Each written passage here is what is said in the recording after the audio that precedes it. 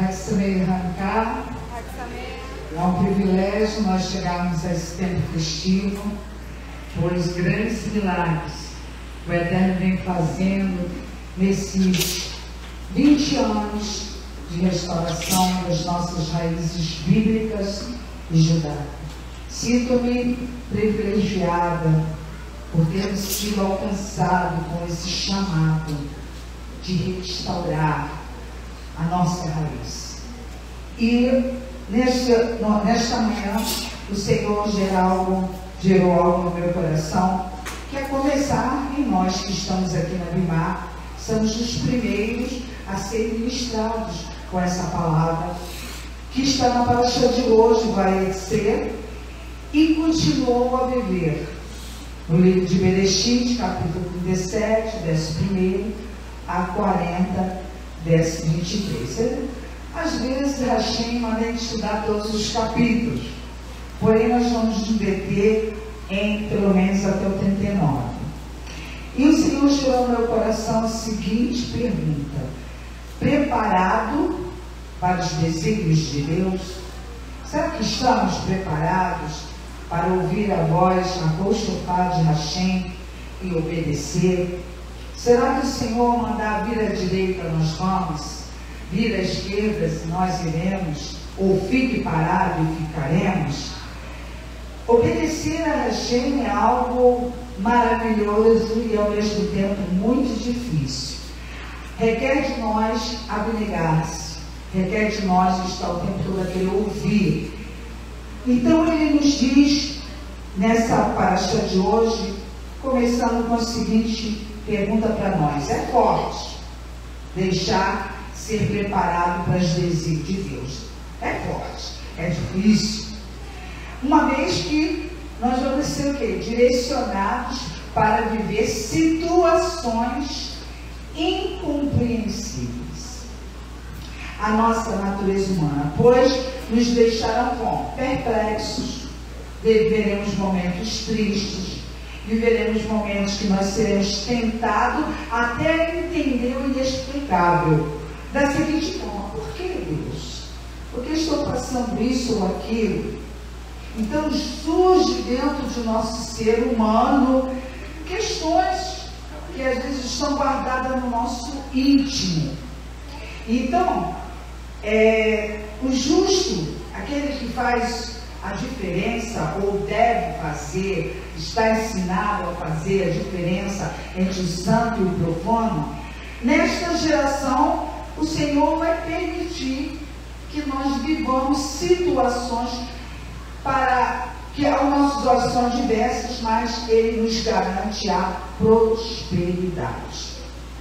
Prosperidade é a ausência da necessidade. Ele nos promete isto. Agora não é segundo os nossos olhos, segundo o que nós pensamos ou achamos.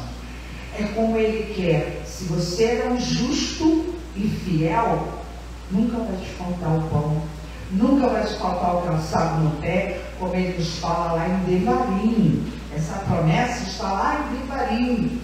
Ele fala conosco.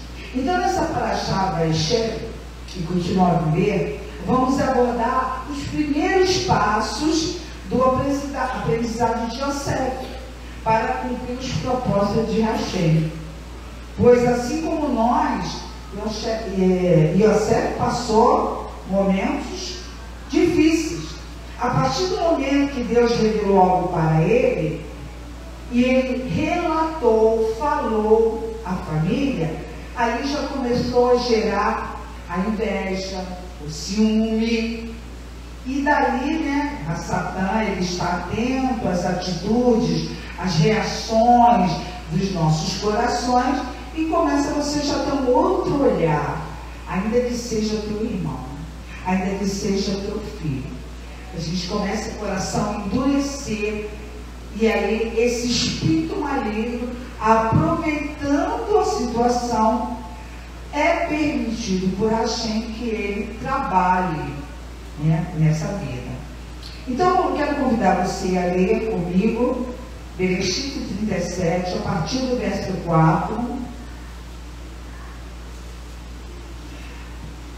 versículo 4, tá? Vamos ler então. Quando seus irmãos perceberam que seu pai o amava mais que a todos os seus irmãos, começaram a odiá-lo. Aí nós já vemos o espírito ciúme. E chegaram ao ponto de nem conseguir conversar com ele de forma civilizada. A pessoa começa a ficar hostil, né? Fica com raiva de você porque vê uma predileção. Verso 5. Yosef então teve um sonho e contou a seus irmãos. Isso fez com que eles o odiassem ainda mais. E ele disse: ouçam enquanto conto a vocês a respeito do meu sonho. Ele, na simplicidade dele, né, vou compartilhar. Nós estávamos amarrando feixes de trigo no campo, quando de repente meu feixe levantou-se sozinho e ficou em pé. Então seus feixes aproximaram-se e reuniram-se em torno do meu e prostraram-se diante dele. Seus irmãos retrucaram: sim, com certeza você será nosso rei? Você fará o grande trabalho de mandar em nós? E eles passaram a odiá-lo ainda mais por seus sonhos e pelo que ele disse. E ele teve então outro sonho e contou a seus irmãos: ouça, tive outro sonho, e havia nele o sol, a lua e 11 estrelas, que se prostravam diante de mim. E ele o contou também a seu pai, bem como a seus irmãos. No entanto, seu pai o repreendeu. O que significa esse sonho que você teve? Você realmente espera que eu, sua mãe e seus irmãos venhamos a nos prostrarmos diante de você com o rosto em terra? Seus irmãos estavam com inveja dele, mas o pai continuou a pensar, quer dizer, a refletir naquele assunto e nada mais falou. Santo Deus de Israel, ministra sobre nossos corações essa porção, Senhor, o que Tu nos quer ensinar na praticidade, no dia de hoje, como que essas situações se desenvolvem em nosso corpo. Eu te peço em nome de Yeshua. Amém. Bom, temos que acordar e enxergar que o único amigo fiel que temos é Yeshua. Nós vemos que já no início dessa porção, quem estava aqui odiando Yosef? Os próprios irmãos, tramando até a sua morte. Então Yeshua, ele é o amigo fiel. Os invejosos elaboram planos para nos prejudicar. Quero dar um exemplo de algo que eu fiquei sabendo, de uma situação que aconteceu. E o relato é o seguinte: segundo um técnico de informação, que é um profissional que coleta, distribuição, processamento, organização e monitoramento de dados, zelando pela segurança e informação de uma empresa de marketing. Ele tem essa responsabilidade. E ele hospeda e atualiza as postagens dos sites de seus clientes. De repente, ele informa um cliente a seguinte situação: que o site dele foi deletado sem explicação. Por quê? Não hackearam para roubar, mas simplesmente apagaram, tiraram do caminho, aniquilou aquela propaganda que era feita do seu negócio na internet. E até a pessoa falou para esse cliente: você está incomodando. O que é isso, irmãos? Concorrência, inveja, quer tirar você do caminho. Então a gente tem que, infelizmente, tem coisas na internet que nós temos que estar naquele meio para divulgar o nosso negócio. Mas isso é um exemplo, né? Na hora que eu estava escrevendo, que veio no meu coração, é um exemplo de como as pessoas que não têm nada a ver com você simplesmente dizem: sai do meu caminho. Por quê? Porque você está fazendo um bom trabalho.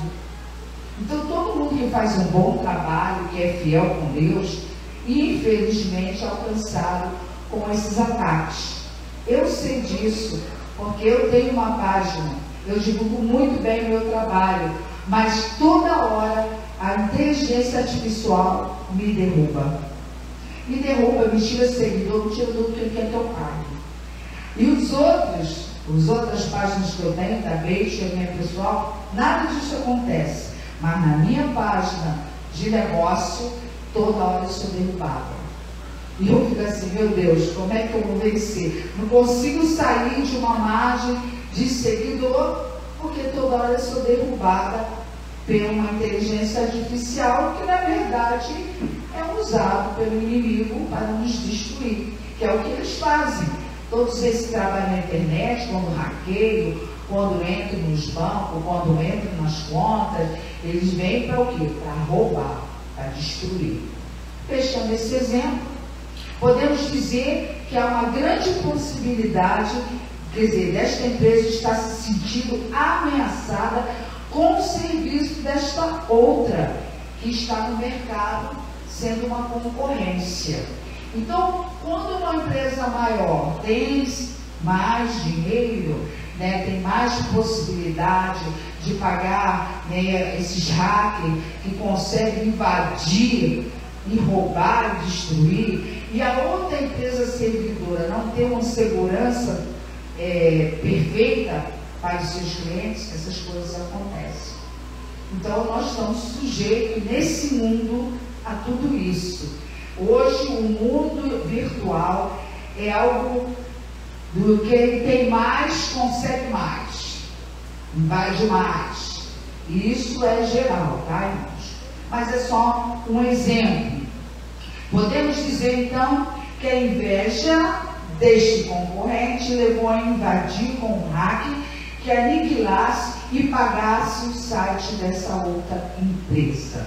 Vamos dizer, agora até construir, até fazer, é isso aí. Aniquila você, tira você de campo. Então, lembra da Parashá Toledot, lá em Gênesis 26, 19 a 22, quando nós falamos sobre o momento que Isaac estava ali cavando os poços, quando houve aquela discussão entre os pastores de Gerar com os pastores de Isaac. Então ele começou a requerer direito pelo poço. O poço era de direito de Isaac. Porém, aqueles que andavam juntos começaram a requerer: não, o poço é nosso. E por isso ele chamou aquele poço o nome de Ezequiel, discussão. Então, às vezes as pessoas querem discutir algo que é teu e quer discutir com você. Por quê? Porque ele quer possuir aquilo que você tem, que ele não foi capaz de construir, não foi capaz de ter posse de algo que ele mesmo, pai ou herança, ou recebeu, querendo destruir. Então foi dado o nome daquele poço por Isaac, um lugar de discussão.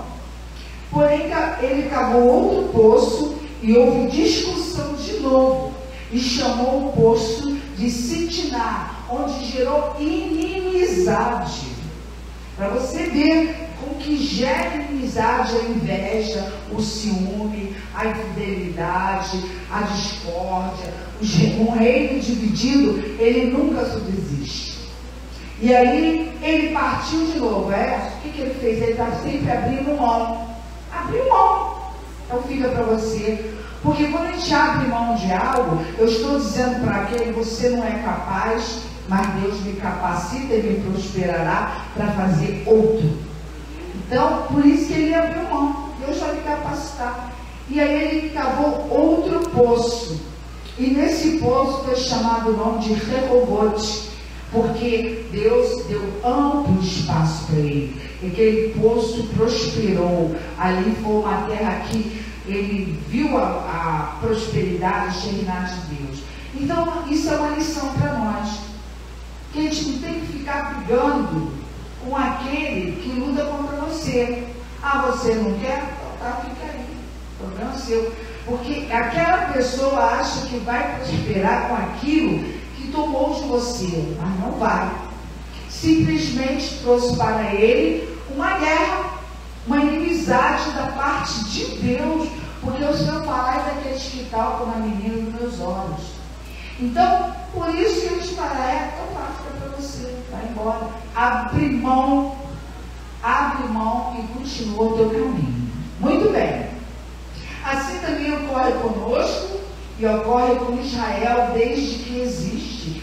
Desde que Israel existe, há uma guerra do grupo contrário de Hamas contra eles. Desde que Israel existe. Sempre brigando pela terra que Deus deu a Abraão, Isaac e Jacó. Brigando por algo que não é deles. Sempre. Só que Israel não vai abrir mão, porque ali há uma promessa. Então, por isso a guerra. Então, o mundo não entende essa guerra que é mais espiritual, que infelizmente, ela aqui no nosso meio, ela é como guerra. Perde-se vidas, há batalhas, e quem ataca sempre? O inimigo. Sempre é o inimigo que ataca. É sempre aquele que vem para trazer inimizade, aquele que quer discutir, sempre. E você vê a postura de Israel, mesmo com as suas reticências, mesmo estando com alguns problemas, porque se assimilaram com as nações, desobedeceram. Então, Hashem permite todas essas situações por causa da desobediência. E isso é conosco também. Se você desobedece os mandamentos, os estatutos e regras de Deus, você é visitado com a maldição. O Senhor deixou bem claro no livro de Devarim para nós: escolhei a bênção, melhor escolher a bênção do que a maldição. Porque quando você vai ver a livro de maldição, nem a tua mulher gera filho, ninguém é abençoado. Você é visitado de várias formas com maldição por causa da desobediência. Então nós temos que ficar atentos, porque a palavra de Deus não mudou. O Senhor usou aqui no Shabat, meu irmão, para pregar que Ele é o mesmo de ontem, de hoje e do amanhã.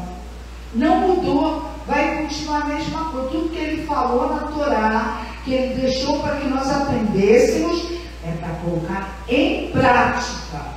Ou vai ser visitado com maldição.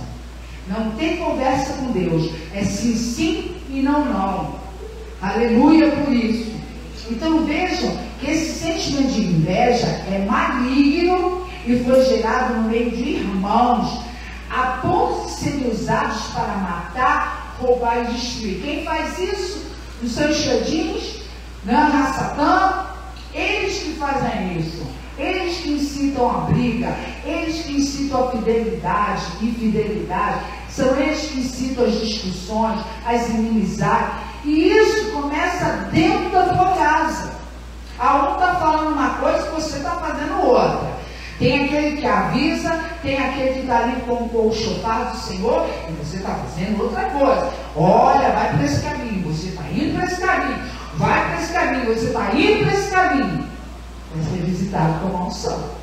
Vai ser visitado com a correção de Deus. Porque ele está falando, você não quer ouvir? Então vai ser visitado. Aí quem aí usa os xedins para poder invadir a tua vida. E lá ele vai te colocar em prova. Melhor obedecer do que sacrificar. Quantas milhões de vezes nós já ouvimos isso? Quantas, irmãos? Então, continuando aqui. Em Gênesis 37, versículo 18, vai nos dizer que eles, aqui fala um momento que Jacó mandou Yosef ir lá até os irmãos. Aí aqui no versículo 18, diz que eles enxergaram a distância.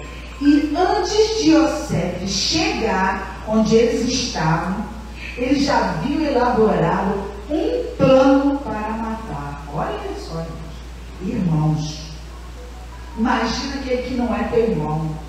Imagina aquele que te odeia e tem ciúme de você, inveja do que você faz, inveja da tua luz, inveja da tua postura. Estão todos eles incitados por quem? Por Satã. Irmão, eu compreendo muito bem essa área espiritual da libertação, porque foi nisto que o Senhor me moldou. Quando eu me converti, o inimigo tem tanto ódio da nossa reunião dos santos. Quando eu me converti, meus primeiros passos, ao entrar dentro de uma congregação, de uma igreja nomeada na época Batista, ali quando eu me sentei, eu era uma jovem, eu tinha 17 anos. E eu já tinha um pensamento formado. Eu sempre fui uma pessoa com meus pensamentos muito bem ordenados. Eu sempre soube o que eu queria da minha vida. Nunca fui uma pessoa de dúvidas. Então, já ali com o meu caminho, achando que eu sou alguma coisa, já tinha meus pensamentos predeterminados. E Deus vai e me desvia e me traz para perto dele. Então, a primeira vez que eu me sentei num banco, porque são bancos, dessas congregações, eu sentei e o meu primeiro pastor, bem pequenininho, ele começou a falar. E ele falava palavras que eu dizia, como que ele sabe disso? Às vezes a gente está sentado e parece que a gente sabe da tua vida, mas a gente não sabe da tua vida. Mas é o Espírito que sabe, começa a usar a nossa boca para falar. E ele estava sendo usado naquele dia para falar para mim, que eu ficava, como que ele sabe disso da minha vida? Irmãos, de repente os meus ouvidos fecharam. Eu não ouvia mais nada. Eu só via a boquinha do pastor fazer assim. Só isso. Ficou com o ouvido tapado. Sabe quando a gente sobe uma serra e o ouvido fecha? Ficou fechado. Eu não entendia nada.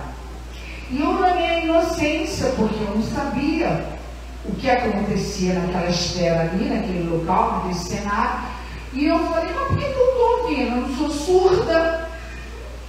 Quando eu falei, eu não sou surda, eu quero ouvir, meu ouvido fez puf. E eu passei a ouvir.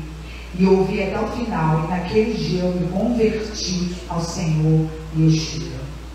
Para você entender o que acontece dentro de um lugar de reunião. Nem todos que entram ali estão no mesmo espírito, irmão. E a Satã sabe, porque ele manda os seus redins fazer antena, ligação dentro das casas, e ele conhece a vida das pessoas. Porque a Satã faz isso. Ele envia os demônios familiares. Aí a pessoa vai dizer, porque fulano morreu de câncer, eu também vou morrer, fulano teve isso, eu também vou. Isso são demônios familiares. Eles sabem a tua geração, eles conhecem a tua geração. Então aí, vendo que você entrou numa casa de oração, onde tem o Espírito de Deus, ele vai te usar. Aí tapa o ouvido, aí faz um incômodo, a música está alta, aí vê isso e está aquilo, aí quer ir no banheiro toda hora, aí quer levantar. É uma comichão, a gente fica até assim, batendo a perna. Isso tudo são infortúnios satânicos.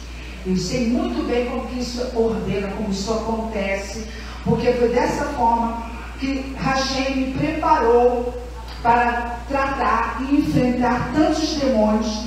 Porque um dia, quando nós começamos e entramos na restauração, o nosso rabino, Marcelo Guimarães, ele chegou para mim e disse, você está preparada para enfrentar os demônios de Israel? E eu disse, não sei, só o Senhor sabe. Mas Deus já havia me preparado. Eu tive experiências cara a cara, tete a tete, situações variadas. Então eu não tenho nenhum medo de dizer, porque Ele me conhece tão bem que basta eu entrar aqui, Ele já fica a minha cara no meio de todo mundo. Porque Ele te conhece. Ele te conhece pelo teu nome. Ele conhece quem você é. Então Ele entra, Ele sabe quem está realmente com a luz, com o óleo iluminando, ou quem está só brincando de ser, quando não é nada. E você será usado para poder trazer discórdia, para ter ciúme, para ter inveja a partir da sua casa. Então, como aqui aconteceu, os irmãos já com o coração inflamado por aquela palavra, eles não pensaram em nenhum momento, será que Deus vai fazer algo lá na frente, a gente não sabe? Não procuraram nem entender, para você ver como que a mente fica tão turbada pelo sentimento humano, que eles não perceberam o que Deus queria fazer, porque Deus tinha escolhido a Iosef, porque Deus conhecia o coração de Iosef, porque Deus conhecia o coração de Davi, porque Deus conhece certas vidas e separa, porque conhece a personalidade, aquela alma. Deus escolheu aquela alma, não é porque ela é melhor, Deus escolheu aquela alma para um trabalho, porque Ele sabe que aquela alma, aquela personalidade ali, ela tem algo diferenciado que vai conseguir cumprir o propósito do Eterno. Então, a Sheila sabe quem é a Sheila, quem é o Cuné, ele sabe as nossas diferenças, ele sabe por que uniu um casamento, ele sabe por que nós estamos na congregação nesses 27 anos, porque passamos tantas coisas, porque Ele nos designou, nos preparou e continua, irmão, não parou não, continua nos ensinando, continua nos preparando para coisas que a gente nem imagina, entendeu? Então aqui nos fala em Salmos 31, versículo 13 a 21, é interessante nós lermos. Eu até tinha botado aqui no slide, mas vamos ler aqui na palavra. Salmos 31, versículo 13, muito bom, eu gostaria muito que você lesse junto comigo, porque foi algo assim tremendo, o momento que Davi, ele simplesmente colocou diante de Deus esses inimigos, como sempre, né, irmãos? Ele sempre colocava diante de Deus, ele sofria com essas perseguições, e ele colocava diante de Deus. Aqui, vamos ler a partir do verso 13, nos fala assim: como se estivesse morto, sou esquecido por eles, tornei-me como um vaso quebrado, tudo que ouço são cochichos, o terror está à minha volta. E quem nunca já viveu essa experiência dos cochichos? Salmo 31, versículo 13. É a versão. É a versão, eu estou na Bíblia hebraica. Ou começa, versículo 13. Tudo que ouço são cochichos, o terror está à minha volta, conspiram juntos contra mim, maquinando tirar-me a vida. Olha que situação. Davi relatando. Se você for ler o capítulo todo, você vai entender melhor. Aí ele diz: eu contudo creio em ti, Adonai. Digo, tu és meu Deus, meus dias estão em tuas mãos, livra-me do poder de meus inimigos, daqueles que me perseguem. E essa deve ser a nossa oração, irmãos. Livra-me, porque são muitos inimigos. Nossa luta não é contra carne e sangue. Nossa luta são contra shedins, são contra o mundo espiritual que a gente não vê. Um mundo espiritual tenebroso. E eu agradeço a Hashem por todo o conhecimento que Ele me permitiu ter e viver com esses demônios. E aí ele fala aqui: eu contudo creio em ti, verso 14. Adonai, digo, tu és meu Deus, meus dias estão em tuas mãos, livra-me do poder de meus inimigos, daqueles que me perseguem. Faze que tua face brilhe sobre o teu servo, em tua graça salva-me. Adonai, não permitas que eu seja envergonhado, pois tenho clamado a ti. Que um ímpio seja exposto à vergonha e seja silenciado no Sheol. Emudeçam os lábios mentirosos, que falam de forma insolente contra os retos, com tamanho orgulho e contenda. Mas grande é tua bondade, que guardaste para os que te temem, que dás àqueles que se refugiam em ti diante dos olhos de todos. No refúgio de tua presença, tu os proteges das conspirações humanas.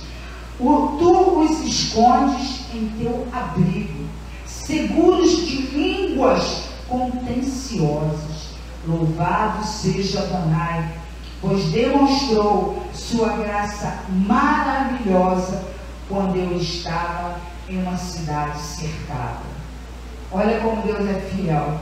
Não importa a situação que nós nos encontremos, se estamos cercados por muitas adversidades, por muitos inimigos que se levantam, pode ser uma doença, desemprego, problema familiar, problemas de casamento, problema com filhos, problemas de vício, não importa qual seja o teu inimigo nessa hora, o Senhor é fiel, Ele guarda. Só basta você confiar que Ele há de prover. Aleluia. Em Mateus 27:1, ele diz que ao romper o dia, todos os principais sacerdotes e os anciãos do povo entraram em conselho contra Yeshua. Como é que não entraram contra nós? Yeshua foi provado. Yeshua viveu a trama daqueles que eram seus parentes, seu povo. Maquinavam os sacerdotes contra ele, bem cedo. E aí, nos diz em João capítulo 11, 53 e 54, que desde aquele dia que resolveram matar, perseguir Yeshua, de sorte que Yeshua já não andava publicamente. Irmãos, isso é um sentimento real. Eu digo para vocês que a gente passa a querer se esquivar dos inimigos. A gente começa a se esquivar daqueles que se levantam contra nós, com suas línguas maldizentes, com as suas acusações, com a sua ingratidão. A gente começa a se esquivar. Fica lá, não quero mais ficar público, não quero estar mais perto de você. E Yeshua viveu isso entre os judeus. Aí ele se retirou para uma região vizinha ao deserto, para uma cidade chamada Efraim, e ali permaneceu com os discípulos, com aqueles que estavam com ele, com aqueles que queriam estar perto, que eram amigos. Irmãos, isso é um sentimento real, isso é normal. Nosso Salvador, Yeshua terreno, Yeshua viveu. Então, como que a gente também não vai viver? Quando nós sofremos esse tipo de afronta, esse tipo de perseguição, é normal nós nos esquivarmos. Não quero saber mais, vou para cá. Você está aqui? Então eu vou para cá. Eu não quero mais estar no seu caminho. Eu não quero mais andar junto com você. E isso é normal. Porque você quer me matar, você quer me humilhar, você quer envergonhar o meu nome, então você não é meu amigo. Então eu vou para cá e você vai para lá. Em Gênesis 37, 20, nos diz que venham ao plano, venham, vamos matá-lo e jogá-lo em uma dessas cisternas de água daqui. Esse era o plano deles, matar e destruir o sonho do irmão. Olha o nível de inveja.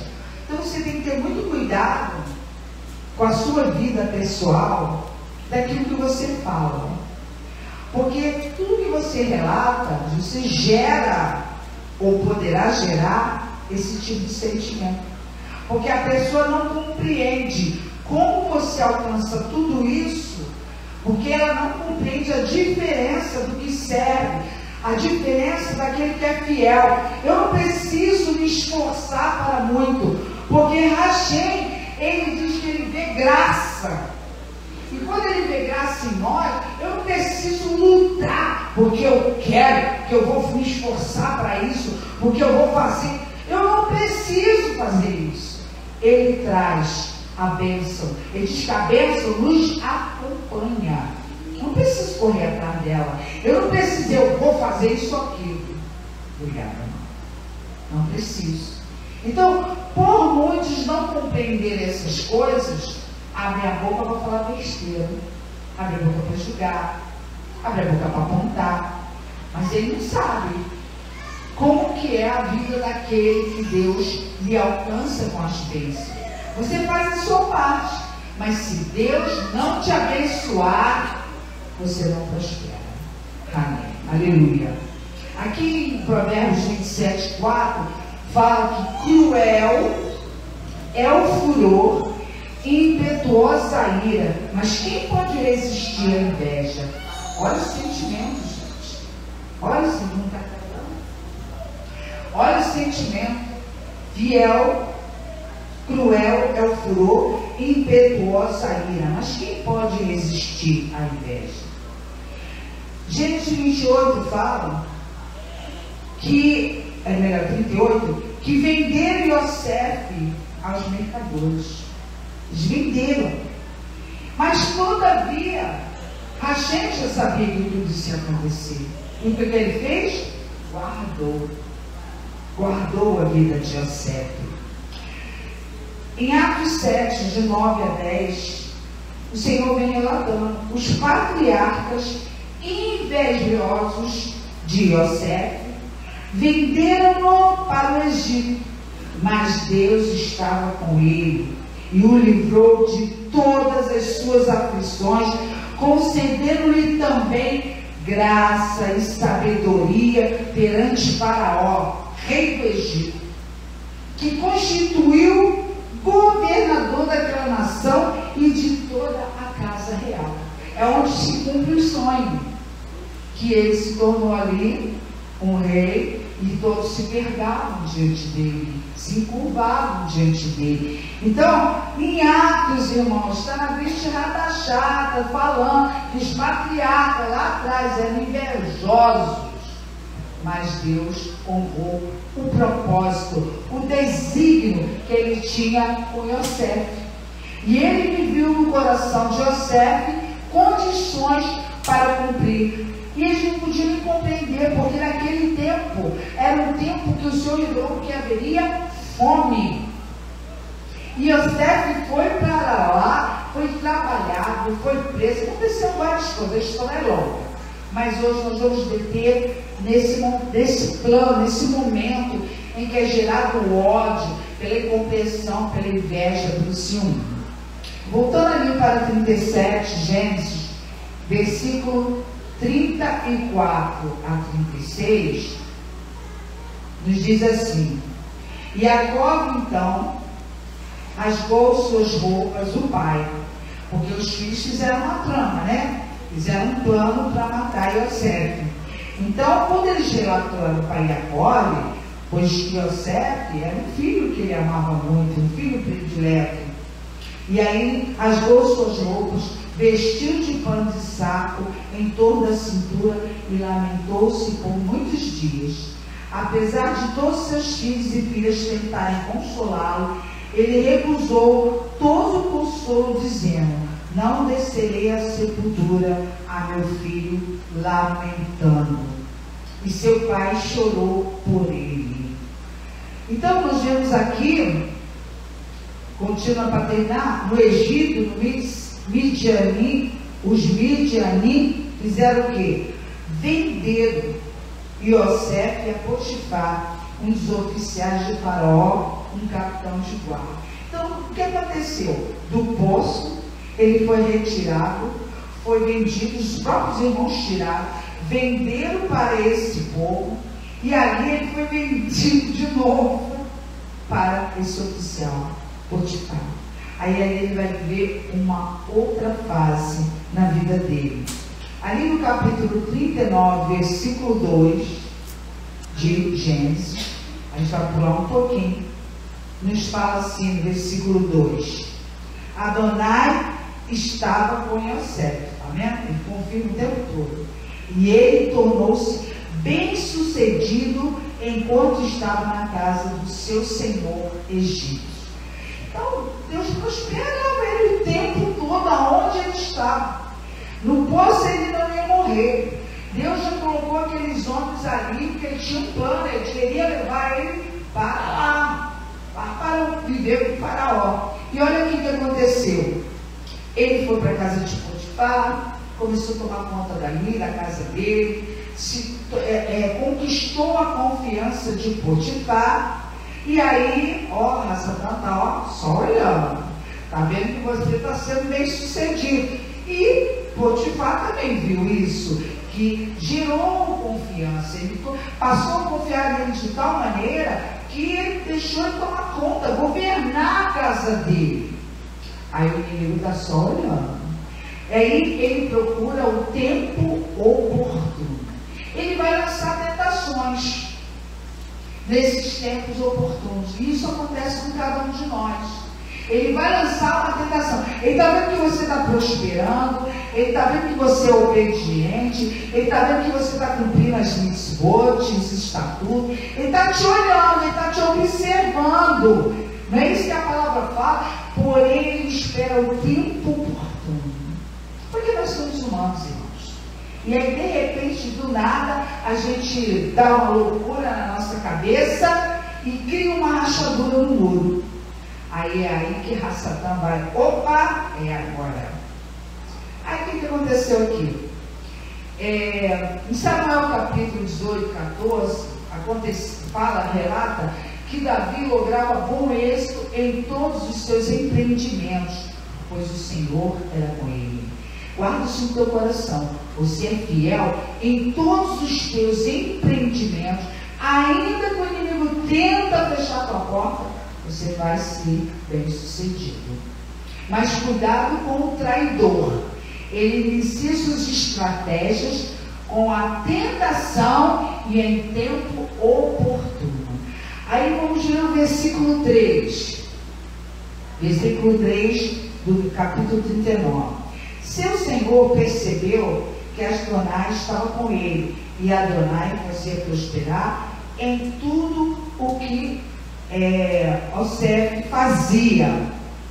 Qual o segredo dessa prosperidade? Vamos abrir, se você puder, Josué capítulo 1, versículo 7 a 9. Que a gente perguntando, eu estou falando, mas será que é isso mesmo? Então o Senhor fala para Josué, Yoshua, capítulo 1, versículo 7 a 9. Então somente ser forte. E já começa dizendo assim: muito corajoso para teres cuidado de fazer segundo toda a lei que meu servo Moshe te ordenou. Dela não te desvies nem para a direita, nem para a esquerda, para que sejas bem sucedido por onde quer que andares. Não cesses de falar deste livro da lei, antes medita nele dia e noite, para que tenhas cuidado de fazer segundo tudo quanto nele está escrito. Então farás prosperar o teu caminho e serás bem sucedido. Não te mandei eu ser forte e corajoso? Não temas nem te espantes, porque o Senhor teu Deus é contigo por onde quer que andares. Esses versículos, 3 versículos, eles têm aqui pontos que dão uma pregação bem grande. Porém, atento do que ele fala. Primeiro está dizendo para você ser forte e corajoso, mas que tu faças tudo segundo a lei de Moshe. O que a lei de Moshe fala diante das circunstâncias que passamos? O que ele vai dizer? Eu quero fazer algo assim, assim. O que o Senhor me diria diante dessa situação? Pergunte sempre ao Pai. Eu devo fazer? Eu não devo fazer? Eu vou para a direita? Eu vou para a esquerda? Aí ele fala, e não te desvies.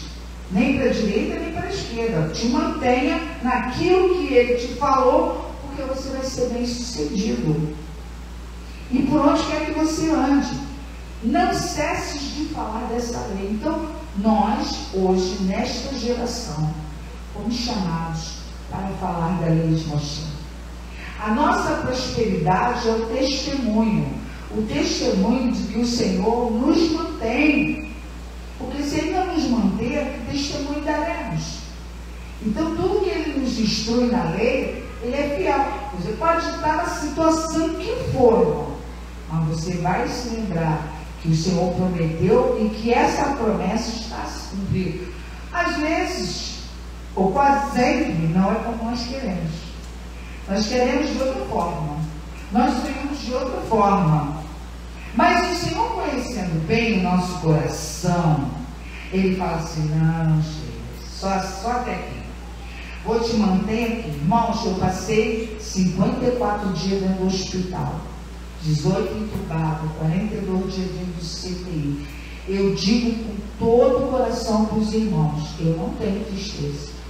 Eu tenho mais tristeza do coração daqueles que se levantaram pelo ciúme, pela ingratidão, pela inveja, do que pelos 54 dias que eu passei no hospital.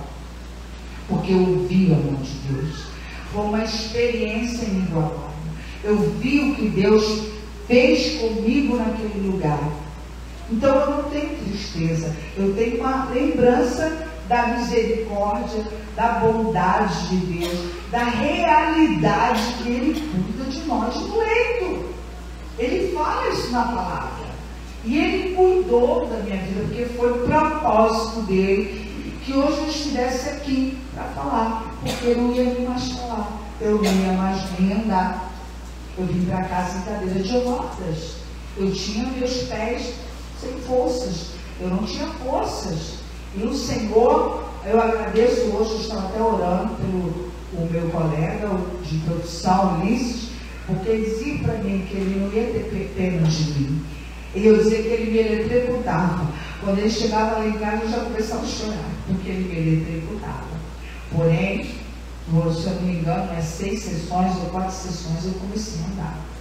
Então, Deus, Ele cuida da gente. Só que a gente tem que entender esse percurso. Esse percurso não vai ser como a gente quer. Esse percurso vai ser como Ele quer. Então, Ele estando nesse percurso, você vai prosperar. Está doendo? Está difícil? Fica quieto. Começa só a glorificar. Porque a vitória é certa. Eu digo, eu sou experiência viva, ando, tenho ainda umas pequenas sequelas, mas não me impede de andar, não me impede de falar. Irmãos, para quem foi traqueostomizada como eu, que fere nessa corda vocal, não era para mim cantar, não era para mim falar. Porém, Ele no coma tocou-me. Ele tocou-me e disse para mim: vou tocar aqui. E Ele tocou.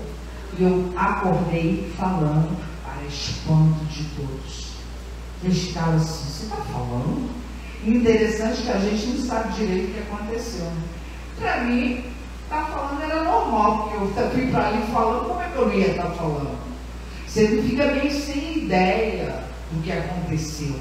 Mas eu lembro muito bem do que Ele fez, de tudo que Ele me revelou, de tudo que aconteceu quando eu estava 18 dias em coma, de quando eu acordei, de toda a experiência que eu vivi, irmãos, que essa unção, essa experiência eu vivi. E posso relatar com toda segurança, sem medo, porque eu sou a prova viva disso. Deus quis assim. Então eu fui bem sucedida, porque Ele passou comigo. Então Ele passa com cada um de nós. Aí Ele fala: medita nela, guarda ela no teu coração, então você prosperará. Se você não medita, se você não ora, se você não obedece, não faz o que Deus manda, você espera prosperar? Não, você vai ser visitado mais com o inimigo do que prosperar. Não deu bom. Mais do que prosperar. Porque está sendo desobediente. Não está obedecendo o que Deus está mandando. Ele não é o tem um consultor, ele não é o teu mentor, como fala o mundo. As pessoas gostam dos mentores do mundo. O mentor de marketing, o mentor de vendas, o mentor da saúde, mas o mentor para o Alakadosh, ninguém quer. Todo mundo quer o mentor do mundo. Então a gente tem que parar, quer prosperar, olha para o mentor e Yeshua, por meio do Alakadosh, para poder operar na tua vida. Aleluia. Então, em 1 Crônicas 22:13, então, olha, confirma: prosperarás se cuidares em cumprir os estatutos e os juízos que o Senhor ordenou a Moshe acerca de Israel. Ser forte e corajoso, não temas e não te desalentes. É isso, irmãos, é simples. Mas o simples parece que se torna uma coisa tão difícil. Parece que você tem que, sei lá, quebrar pedra, montanha. Mas o Senhor diz é simples. Só obedece. E porque o homem acha que é muito fácil que Deus já ouviu isso. Ah, mas é só isso? Só isso que Deus manda fazer? Ah, só isso aqui não é o suficiente. Irmão, é incrível que pareça. Só a Torá não é suficiente para as pessoas que estão fora. Elas querem mais. Elas precisam de outros livros, outras situações para poder obedecer a Deus, porque parece que o simples não é suficiente. Tem que ter regra, tem que ser assim, tem que ser assado. Se não for assim, for assado, você não está enquadrado. Mas Yeshua é tão simples.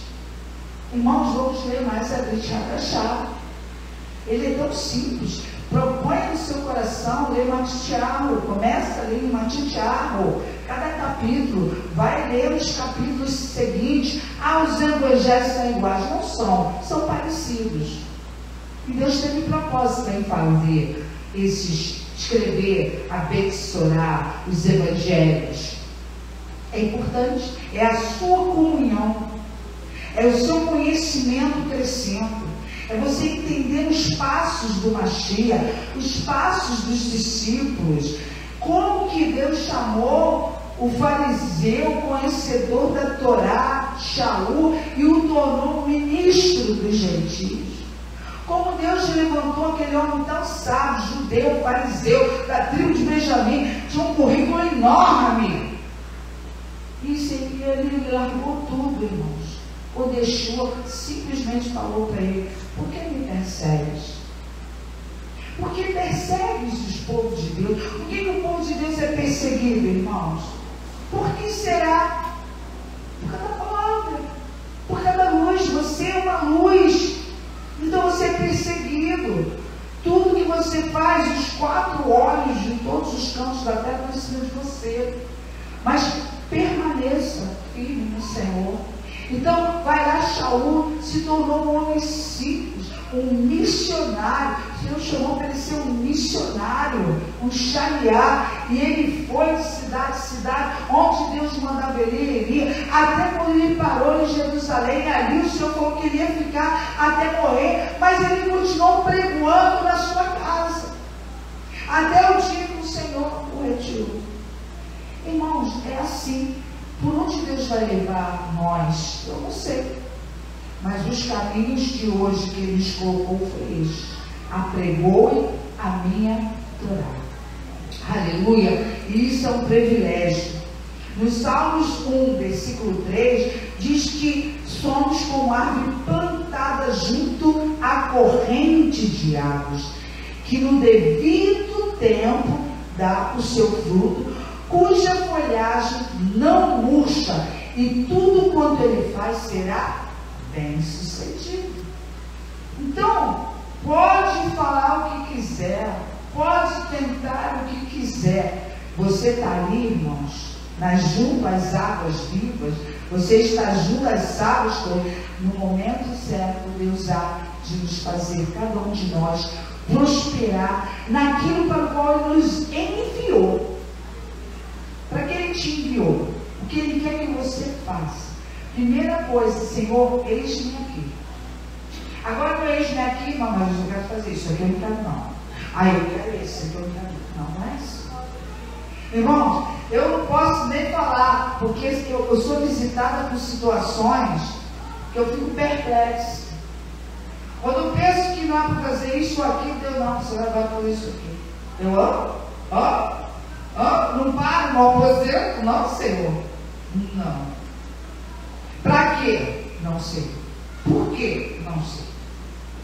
E assim a gente vai, irmão. Você tem que ser um vaso na mão do oleiro. Vaso na mão do oleiro não é dizer que não pode botar uma orelha aqui, que não pode ter uma aba do outro lado. Vaso na mão do oleiro é na mão do oleiro. Ele vai te formar do jeito que ele quer. Quando a gente canta aqui, molda-me conforme a tua lei. Gente, isso é sério. As pessoas nem entendem que o louvor é uma mensagem cantada. Eu aprendi isso com professoras americanas, quando eu estava dentro de uma faculdade de música. Canta com os olhos, cante com o coração. O louvor liberta. O louvor é uma mensagem. Por isso nós cantamos. E a gente aprende com pessoas que estão envolvidas com a música o tempo inteiro. Continuando aqui. Mas também o inimigo percebe e vai iniciar ataques com tentação para nos fazer pecar contra a lei. Entenda isso. Ele está vendo que você está cercado com a Torá, então ele vai te fazer pecar contra a Torá. Aí ele fala aqui, ó, se não tem êxito num quesito, eu não consegui que ele fosse morto lá pelos planos dos irmãos, eu vou tentar outra coisa. Eu não consegui, ele agora está na casa de Potifar, então está bem sucedido lá, peraí, vou tentar alguma coisa.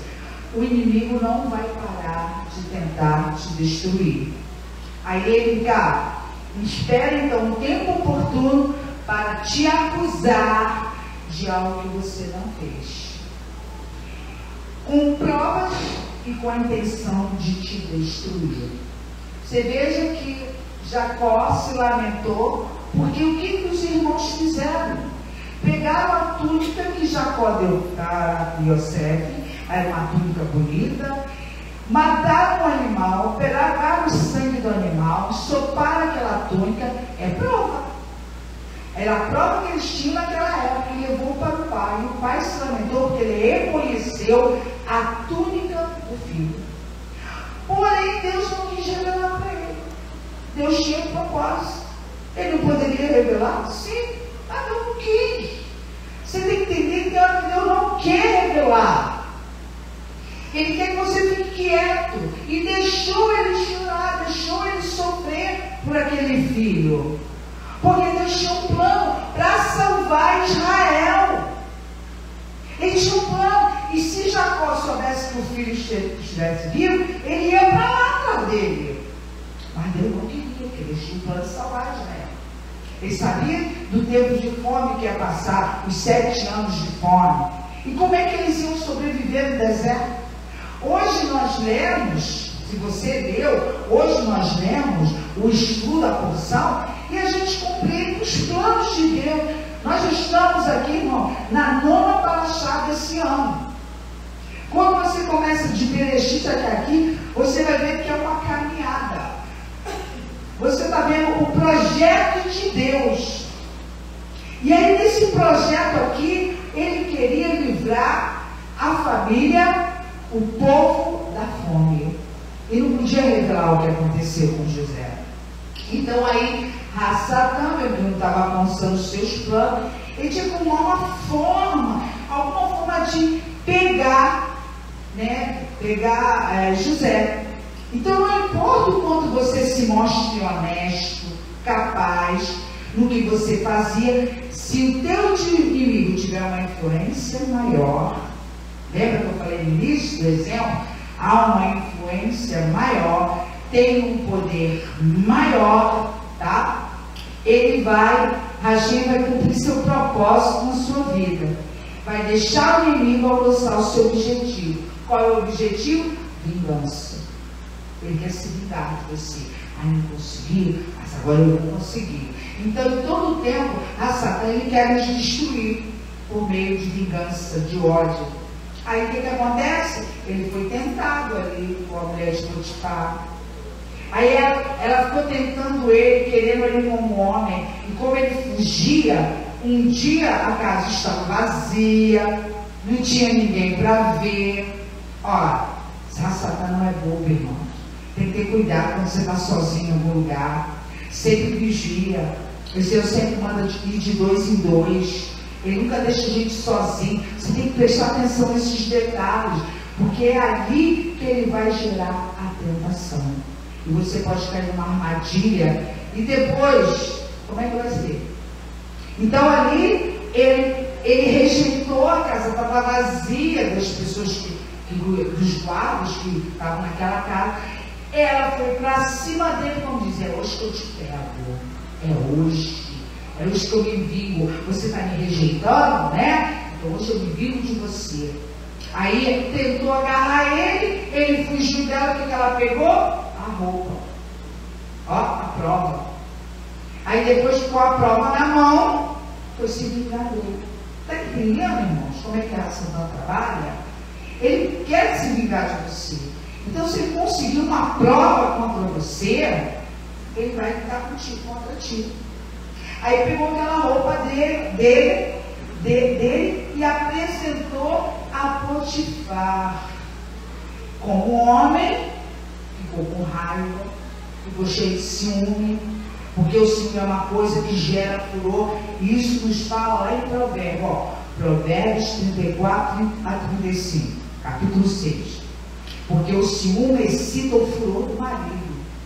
Mas qual marido que vai gostar de outro homem olhando para a mulher dele do lado dele? Não vai gostar. Aí fala, e não terá compaixão no dia da vingança. Não se contentará com o sentimento, não se contentará com o resgate, nem aceitará presente, ainda que sejam muitos. E é isso, ninguém vai comprar um coração de homem ciumado, gente. Não vai. É muito difícil. E ele diz que esse sentimento logrou no coração de Potifar. Então você acha que ele ia tornar a vida de Yosef ainda boazinha? Não. Lá em Gênesis 39, de 21 a 23, vai nos falar o seguinte: no entanto, 39, Adonai estava com Yosef. Ó, o negócio sempre está pegando fogo. Ele, agora vamos tirar o meu pescoço. Está pegando fogo. Adonai estava com Yosef, mostrando-lhe sua graça e obtendo favor para ele aos olhos do encarregado da prisão. Ele foi para a prisão, lançaram ele no cárcere. Ele não fez nada, gente, só pela palavra de uma pessoa, uma prova que ela pegou para poder se vingar. O encarregado da prisão fez de Yosef, olha aí, mais uma vez, o supervisor de todos os prisioneiros. Ele foi encarregado de tudo que os presos faziam. O encarregado da prisão não verificava nada do que Yosef realizava, pois Adonai estava com ele, e tudo que ele realizava, Adonai fazia prosperar. Olha que maravilha! Não importa onde tu está, irmão, não importa a posição da tua vida, ele vai te fazer prosperar. Se só tem que entender esse mistério da obediência ao Senhor. Ele estava ali cumprindo. Foi injusto, foi injusto, mas Deus disse: eu estou contigo. Ele não livrou ele da prisão.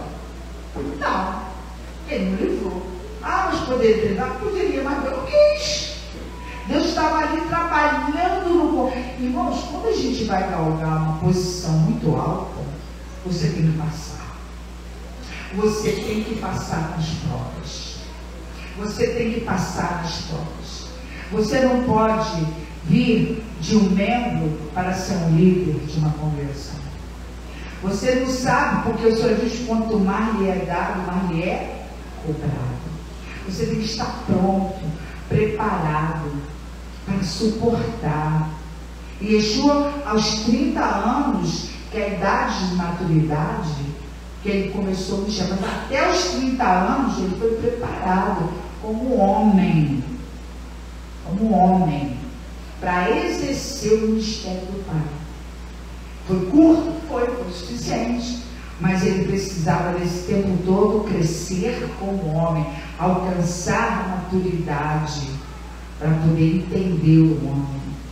E é assim com a gente também. Nós começamos lá em 1996, com força, como nós ouvimos na oração. Tínhamos força, tínhamos garra, tudo que tinha que fazer.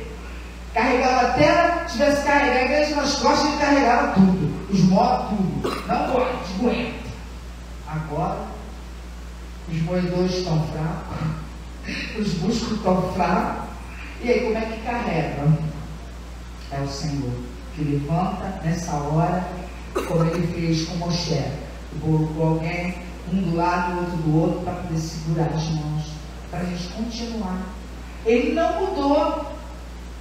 Ele não mudou também a liderança. Ele vai fazer quando ele quiser. Enquanto ele quiser, ele vai levantar aqueles que vão ajudar agora na fase, até chegar o dia que esse agora você passa.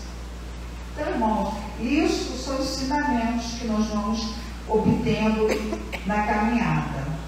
Então, aqui no Salmo 105, de 17 a 19, adiante deles, então, enviou um homem, José, vendido como escravo, está relatando lá no Salmo, cujos pés apertaram com grilhões e a quem puseram em ferros, até cumprir-se a profecia a respeito dele e tê-lo provado a palavra do Senhor. Está vendo?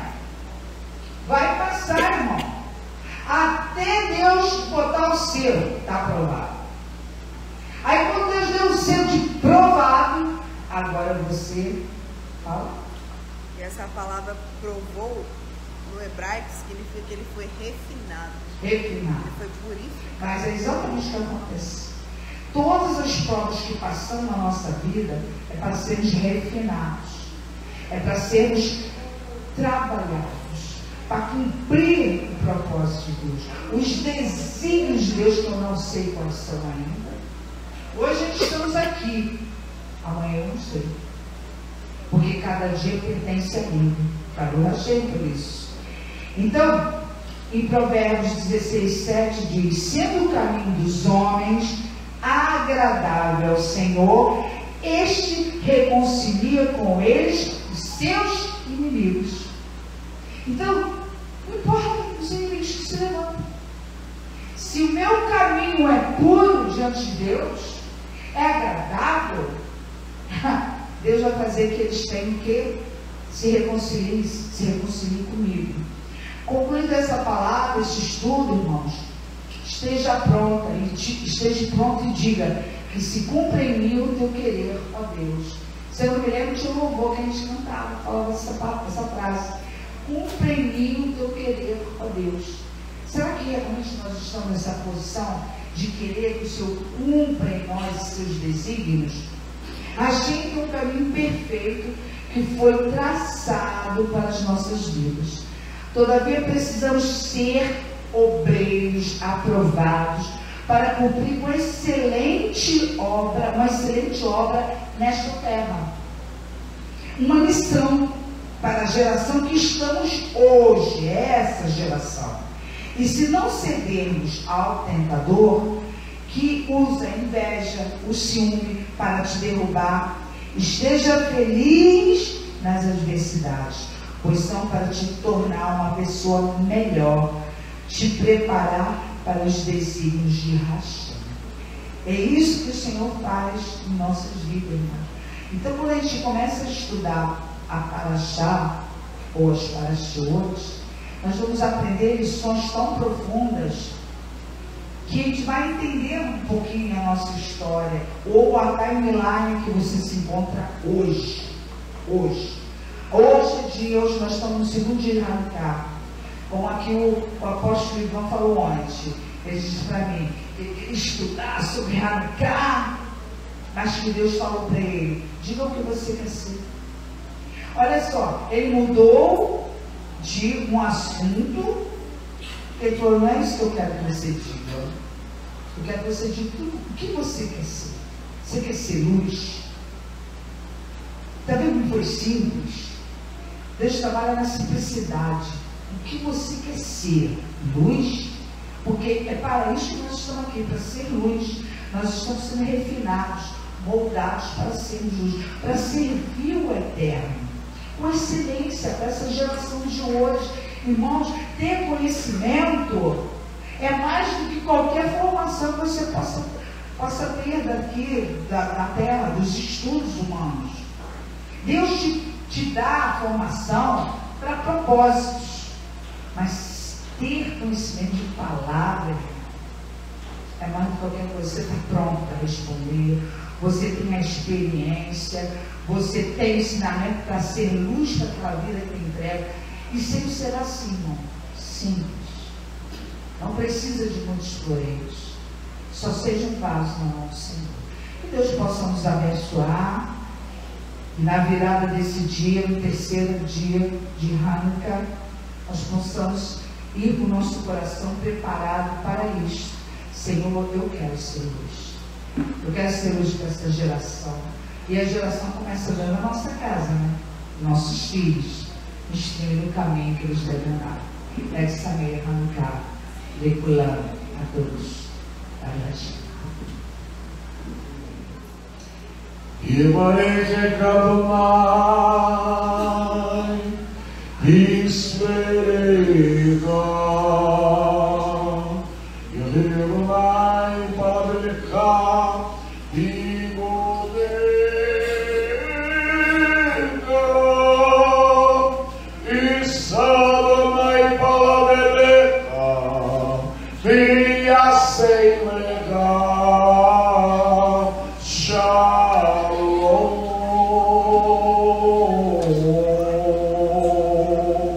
que o Senhor te abençoe e te guarde. Que o Senhor faça resplandecer o seu rosto sobre ti e tenha misericórdia de ti. Que o Senhor sobre ti levante o seu rosto e ponha em ti a paz. Hashem, Yeshua HaMashiach, Adoneinu, Moshienu Yaká. Amém. Em nome de Yeshua, o nosso querido Senhor e Salvador. Amém. Shabbat Shalom, Lehika Ot. Até logo mais, meu irmão.